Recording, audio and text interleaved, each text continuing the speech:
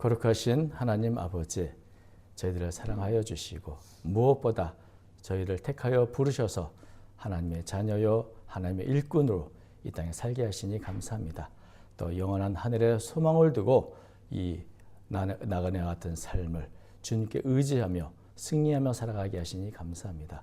늘 주의 뜻을 분별하여 아는 저희가 되도록 인도해 주시고 방황의 늪에서 이제 지났사오니 다시는 방황하지 아니하고 한 걸음 더 전진하여 하나님께 영광 돌리는 삶을 살아가도록 인도하여 주시옵소서.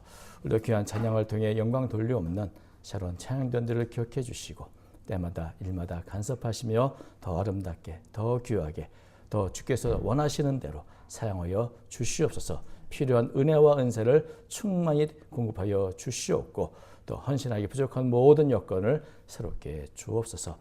주님께 헌신할 때마다 더 큰 것으로 갚아주신 줄로 믿습니다. 주의 은혜 가운데 더 강건해지는 모든 찬양대원들로 이끌어 주옵소서. 또 오늘도 심히 부족한 중에 주의 말씀을 들고 섰사오니 주 긍휼히 여기사 사용하여 주시고 하나님의 말씀이 바르게 증거되도록 인도해 주옵소서. 우리 주 예수님의 이름으로 간절히 기도 올리옵나이다. 아멘. 예, 오늘 여호수아서의 말씀을 우리가 살펴볼 건데요. 이 여호수아 말씀은 이 두 부분으로 나눌 수 있습니다. 앞부분은 가나안 정복에 관한 이야기고 이제 13장부터는 그 정복한 땅을 각 지파에 배분해서 정착하는 이야기가 이렇게 됐습니다. 근데 특별히 오늘 이 본문인 11장은 최종적으로 이제 하나님의 말씀대로 가나안 모든 땅을 다 정복하고 드디어 전쟁이 끝났다 하는 그런 내용으로 맞춰지고 있죠. 그런데 이 본문에 보면 특별히 아낙 사람들 다 멸절하고 그들의 성읍을 진멸해서 하나님께 바쳤다는 그런 보고가 나옵니다. 우리가 본문을 읽었지만 다시 한번 읽어드리면 이렇습니다. 그때 여호수아가 가서 산지와 헤브론과 드빌과 아납과 유다 온 산지와 이스라엘의 온 산지에서 아낙 사람들을 멸절하고 또 그가 또 그들의 성읍들을 진멸하여 바쳤으므로 이스라엘 자손의 땅에는 아낙 사람들이 하나도 남지 아니하였고 가사와 가드와 아스도네만 남았더라. 이렇게 되어 있죠. 아낙 사람들 이야기가 강조돼서 나오는데 아낙 사람들은 우리가 잘 아시겠지만 소위 거인족이라고 불리는 종족입니다. 키가 크고 아주 강한 종족으로 뭐 우리가 골리앗 하면 떠오르는 바로 그 종족이 이 아낙 종족인데 오늘 보니까 가나안 여러 지역 뭐 산지, 헤브론, 드빌, 아나, 유다 온 산지, 이스라엘 온 산지에 이렇게 흩어져 살고 있었습니다. 그런데 이 아낙 사람들 이렇게 가나안 여러 지역에 살고 있었기 때문에 이스라엘 백성에게는 가나안 땅을 정복해야 되는데 늘 아낙 사람들 때문에 굉장히 두려워했고 심지어는 포기를 했습니다. 우리가 잘 아시는 것처럼 아낙 사람들이 거대한 키와 강한 모습을 볼 때 한없이 두려움을 느꼈고 정말 넘을 수 없는 이 높은 벽 같은 존재를 보면서 참 어떻게 하면 좋으나 참 절망 속에 빠진 그 모습을 보게 됩니다. 바로 이 처음 가나안을 정탐했던 12명 가운데 10명이 다른 건 다 좋은데 이 아낙 자손들, 아낙 사람들 있는 걸 보면서 절망했죠. 그래서 우리는 도저히 저들을 이길 수 없다. 우리가 가나안 땅에 가봤자 우리는 질 수밖에 없어 하면서 절망했습니다. 그러니까 싸워보기도 전에 기가 질려가지고 싸워보나 마나야. 그들 앞에 우리는 메뚜기 같은 걸 뭐 이렇게 이제 얘기했던 것을 우리가 알게 됩니다. 알죠? 이민수기 13장 33절 그렇게 됐죠. 거기서 네피림 우선이 아낙 자손이 거인들을 보았나니 우리는 스스로 보기에도 메뚜기 같으니 그들이 보기에도 그와 같았을 것이니라. 그러니까 아낙 자손들은 보기만 해도 아니 생각만 해도 공포스러운 아주 두려움의 존재였습니다. 그리고 아시는 것처럼 두려워하면 두려워할수록 더 두려워하게 됩니다. 그러니까 아낙 자손들을 보고 이 상상 속의 거인은 생각만 해도 아주 압도되는 두려움 속에 있었던 것을 보게 되죠. 그래서 이런 두려움 속에서 정탐꾼들이 이스라엘 백성들에게 그 두려움을 전했습니다. 안악 자손이 있었습니다. 그랬더니 이 두려움이 바로 이스라엘 온 회중에 그대로 전해져 가지고 이스라엘 백성들이 자신들은 만나보지도 않았는데 안악 자손들 이야기 때문에 두려워 가지고 절망했고 밤새도록 통곡을 했습니다. 그리고 아침에 모세를 원망하고 차라리 이제 다른 지도자 세워서 애굽으로 돌아가자 이런 결정을 하게 또 되죠. 이렇게 반역하는 이스라엘 백성들 모습을 보면서 하나님은 진노했고 그래서 결국 이 정탐꾼들이 정탐했던 40일을 각 하루를 1년으로 삼아 40년 동안 광야를 방랑하도록 하나님이 했던 것입니다. 40년 동안 이 믿음이 없는 모든 회중이 다 죽을 때까지 광야를 떠도는 그런 세월을 보내야 했던 것이죠. 그런데 그랬던 이 아낙 사람들인데 오늘 본문은 어떻게 말합니까? 다 모두 멸절됐다. 그들은 다 멸절됐는데 이스라엘 땅에는 하나도 남지 않았어. 그런데 겨우 이제 블레셋 땅인 가사, 가드, 아스도데만 남았다. 이 골리앗이 바로 가드 사람입니다. 이 아낙의 자손인 것이죠. 그런데 이 아낙 사람들을 그러면 그렇게 무시무시한 공부스러웠던 거인들을 도대체 어떻게 싸워서 이긴 거야? 그런 설명이 전혀 없습니다. 왜? 너무나 간단하고 쉽게 이긴 것처럼 말하고 있죠.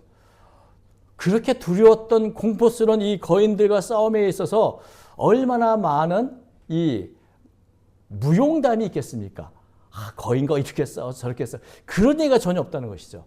마치 아무런 어려움도 없이 아주 작은 일을 처리하듯이 아낙 자손들 전멸하고 진멸한 것처럼 이렇게 보고를 한다는 것입니다.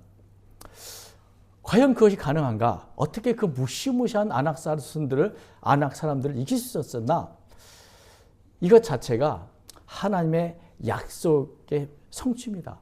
하나님이 약속하셨거든요. 하나님이 신명기 9장 1절부터 3절을 보면 모세에게 이렇게 약속하셨습니다. 한번 천천히 제가 읽어드리겠습니다. 신명기 9장 1절 이스라엘아 들으라. 내가 오늘 요단을 건너 너보다 강대한 나라들로 들어가서 그것들을 차지하리니 그 성읍들은 크고 성벽은 하늘에 닿았으며 크고 많은 백성은 네가 아는 아낙 자손이라. 그에 대한 말을 네가 들었나니 이르기를 누가 아낙 자손을 능히 당하리요 하거니와 오늘 너는 알라. 내 하나님 여호와께서 맹렬한 불과 같이 네 앞에 나아가신즉 여호와께서 그들을 멸하사 네 앞에 엎드러지게 하시리니 여호와께서 네게 말씀하신 것 같이 너는 그들을 쫓아내며 속히 멸할 것이라. 그러니까 하나님이 이스라엘 백성들에게 모세를 통해서 약속하셨습니다. 이제 가나안 땅에 들어가면 너보다 강대한 민족이 있을 것이야. 강대한 성읍이 있을 것이야. 그 성읍은 크고 성벽은 하늘에 닿아서 도무지 무너뜨리지 않는 그런 높은 벽과 같이 느낄 거야. 그러고 그 안에 사는 백성들은 크고 많은 아낙 자손들이지. 그때 내가 들었던 것처럼 누가 아낙 자손을 이길 수 있겠어? 라고 하는 말이 있었던 것처럼 너희들이 두렸던 그 아낙 자손을 내가 너희들 앞에 가서 다 멸할 것이다. 엎드러뜨릴 것이다. 너희들이 그들을 쫓아내게 할 것이다. 이렇게 약속하셨는데 바로 이 약속에 대한 성취였던 것이죠. 아낙 자손이 아낙 사람들이 아무리 크고 또 강대하다 할지라도 하나님보다 더 강할 수 있겠습니까? 하나님 앞에서 아낙 자손들이야말로 메뚜기보다도 못한 존재에 불과합니다. 그래서 하나님이 약속하셨고 하나님이 앞서가시니까 그렇게 공포스러웠던 아낙 자손들이 일거에 마치 허수아비처럼 쉽게 다 무너져서 사라져버렸다는 겁니다. 여러분, 이스라엘 백성들은 늘 머릿속에 상상 속의 아낙 자손들은 너무나 크고 두려운 공포스러운 존재였는데 실제로 싸워보니까 기대보다 너무 쉬웠던 것이죠. 여러분, 이런 이야기가 있습니다. 가장 끔찍한 재앙은 일어나지 않는 재앙이다. 그러니까 우리 기후라는 말처럼 하늘이 무너지면 어떡하지 하고 이런 두려움 속에 살던 사람 이야기가 있죠. 아직 일어나지 않았으나 만약에 일어난다면 너무나 공포스럽죠. 그런데 그런 공포 속에, 그래서 세상에서 가장 끔찍한 재앙은 아직 일어나지도 않은 일. 그것이 내 마음 속에서는 엄청난 재앙으로 나타나기 때문에 그것이말로 가장 큰 재앙이라는 말이 있는 겁니다.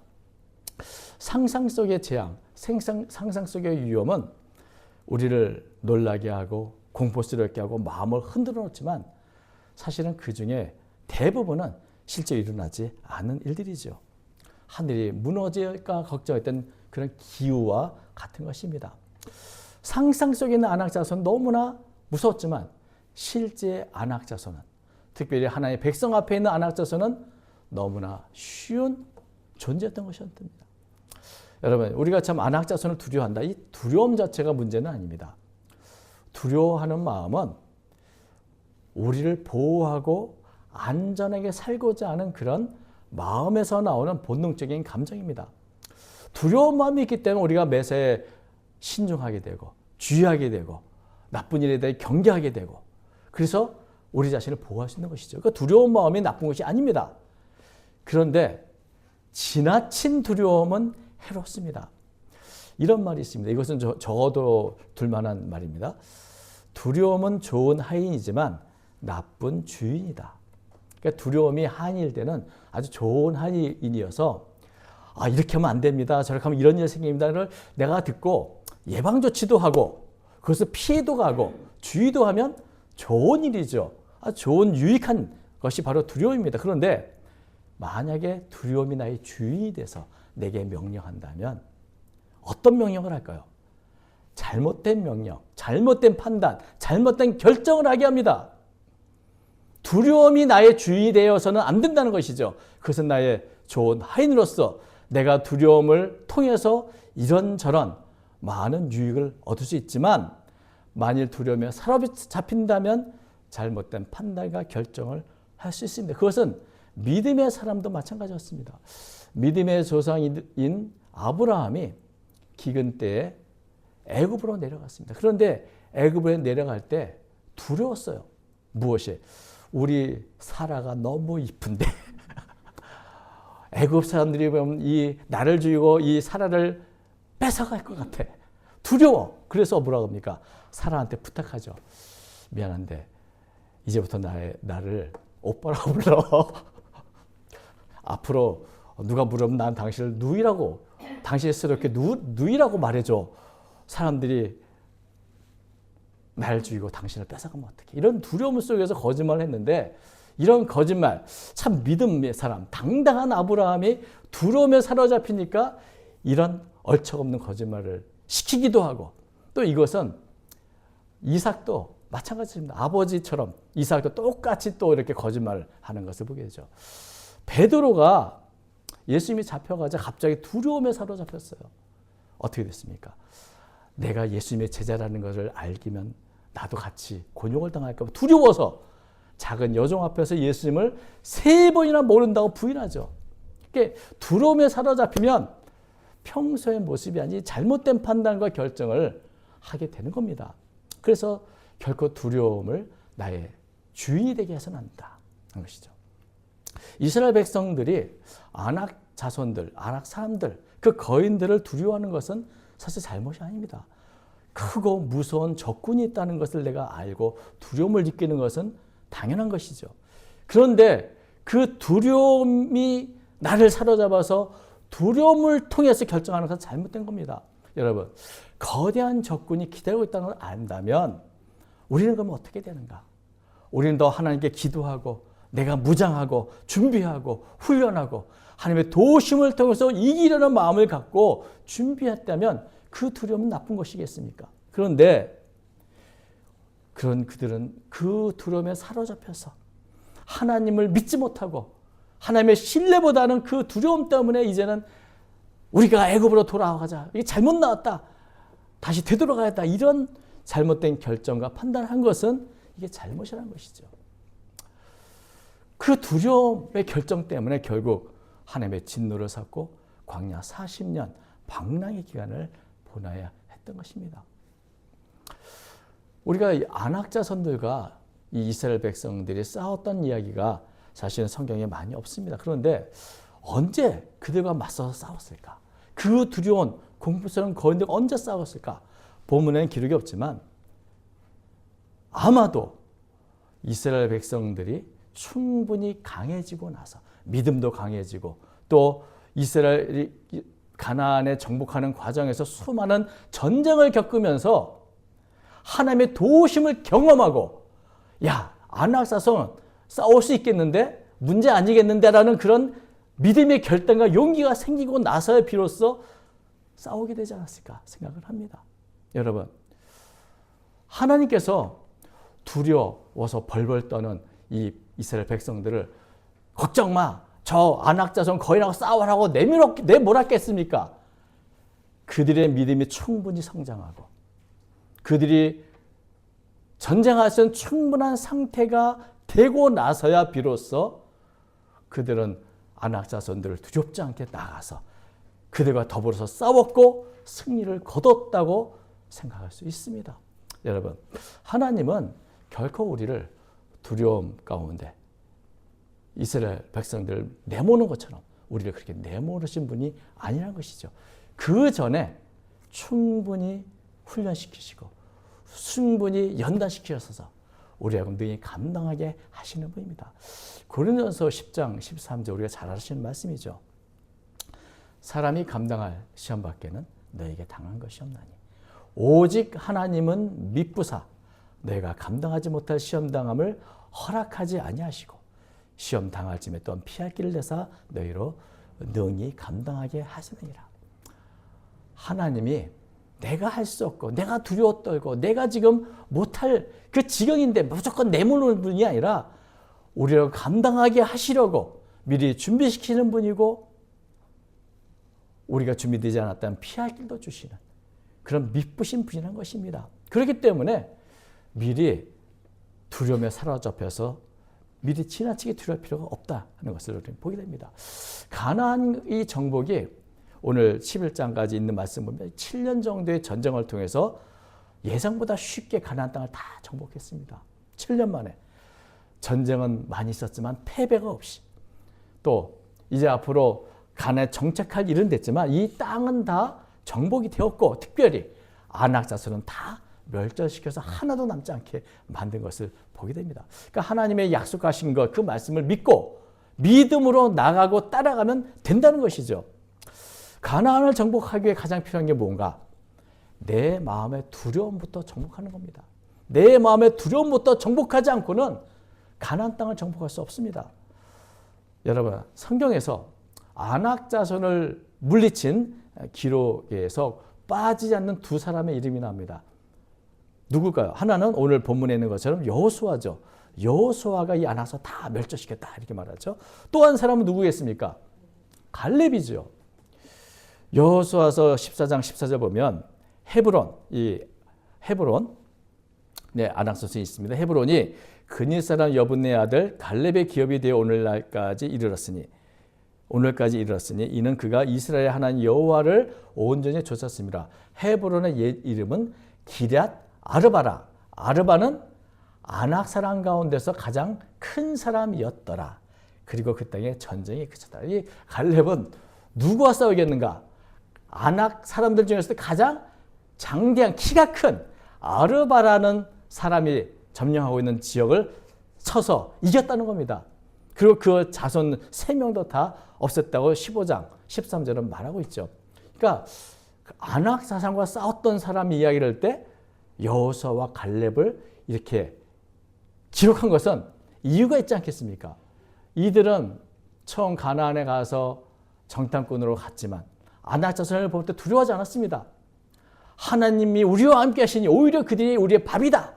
모든 사람이 우리가 메뚜기 같다 말할 때 이들은 믿음으로 하나님의 도우시고 하나님이 함께 하시면 그들이 우리의 밥이라고 믿음에 선언했던 사람입니다.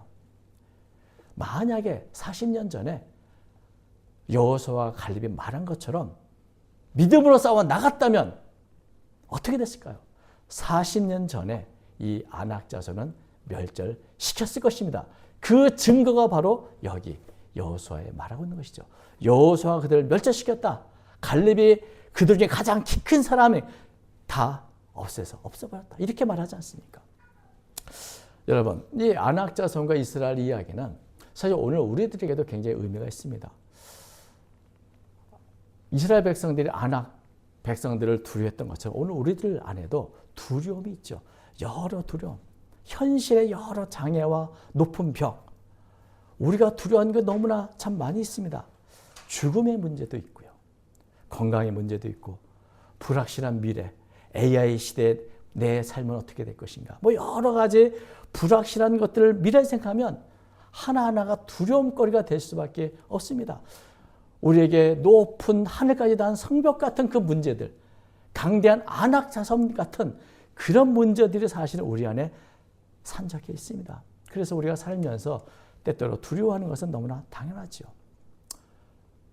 그러나 두려움에 사로잡혀서는 안 됩니다. 두려움에 매여 있어서는 안 됩니다. 두려움이 나의 주인이 되어서는 안 됩니다. 내 주인은 오직 하나님이셔야 합니다. 하나님이 우리의 주인이시기 때문에 주인이신 하나님을 따르면 아낙 자손 같은 모든 문제도 해결될 수 있습니다.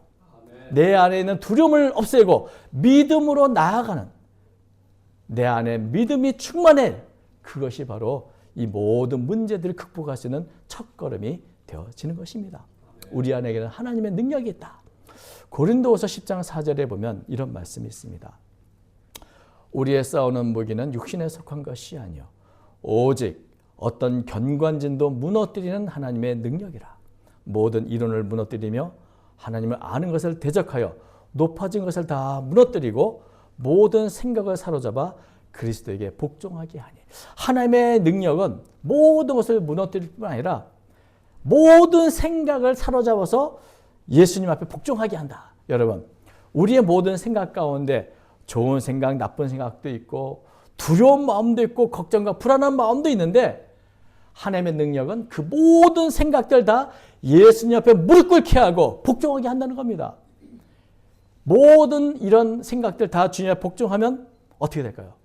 두려움이 아니라 어떤 일에도 우리의 마음에 주님의 평안을 누릴 수 있는 것입니다. 뭐 두려움과 불안, 삶을 살면서 늘 우리 안에 존재하고 있습니다. 우리는 늘 믿음과 두려움 사이에서 살아갑니다.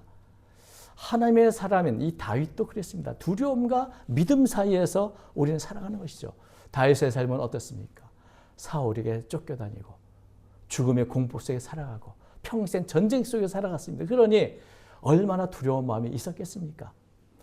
여러분, 비행기를 탈 때마다 느끼지만 올라갈 때마다 두렵죠. 전쟁, 지난번까지 이겼지만 전쟁을 시작하면 또 두렵지 않겠습니까? 전쟁은 항상 두려운 겁니다. 그 두려움 속, 그리고 아니야, 하나님이 나와 함께 하시고 하나님이 도우실 거란 믿음, 요 사이에서 다윗도 방황하고 또 애를 쓰며 살았던 겁니다. 때때로 우리가 아는 것처럼 사울에 대한 두려움 때문에 잘못된 선택을 해서 도망치기도 했죠. 그런데 하나님을 바라보기 위해서 다윗이 얼마나 애를 썼는가. 두려움에 빠질 때마다 그는 고백하고 격려합니다. 시편 27편 1절 이렇게 됐습니다. 여호와는 나의 빛이요 나의 구원이시니 내가 누구를 두려워하리요. 여호와는 내 생명의 능력이시니 내가 누구를 무서워하리요. 사실은 굉장히 두려움 속에 있는 겁니다. 그런데 말하죠. 하나님이 나의 빛이고 나의 구원이고 나의 능력인데 내가 누구를 무서워하고 있어. 내가 누구를 두려워하고 있어.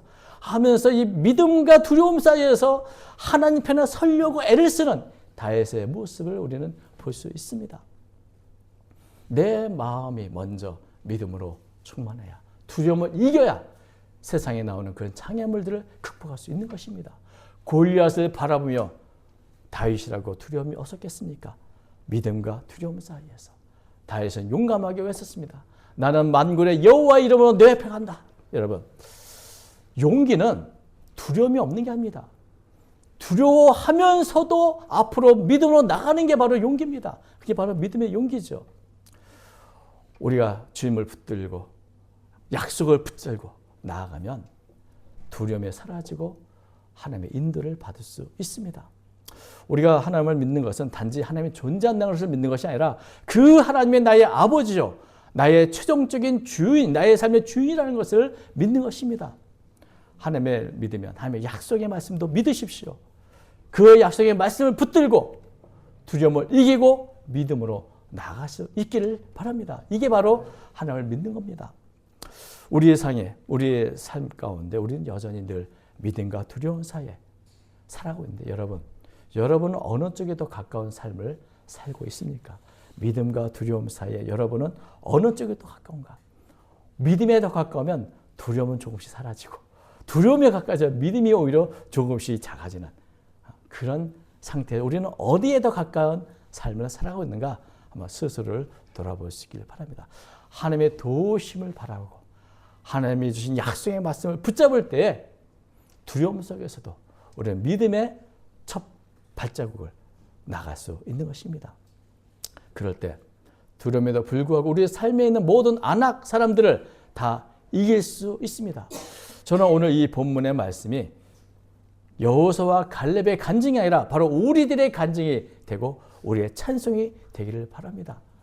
그 내가 두렸던 것들, 그 안악 사람들 다 멸절시켜 주셨다. 나는 그들을 이겼고 그들은 내 안에 하나도 남지 않았다. 이런 고백이 저와 여러분의 고백이요, 간증이요, 찬송이 되시기를 주의 이름으로 축원드립니다. 기도하겠습니다. 거룩하신 하나님 아버지, 우리의 연약함을 주님은 아십니다. 믿음을 주시어서 수많은 안악 자손과 같은 문제들과 하늘에 닿을 듯한 높은 벽과 여러 가지 공포스러운 문제와 상황이 있을지라도 주의 말씀을 붙들고 승리하는 제가 되도록 인도해 주시고 때가 되면 주께서 그 문제들을 해결해 주시고 그 문제를 넘어서 하나님께 영광 돌리는 삶을 살게 될 줄로 믿습니다.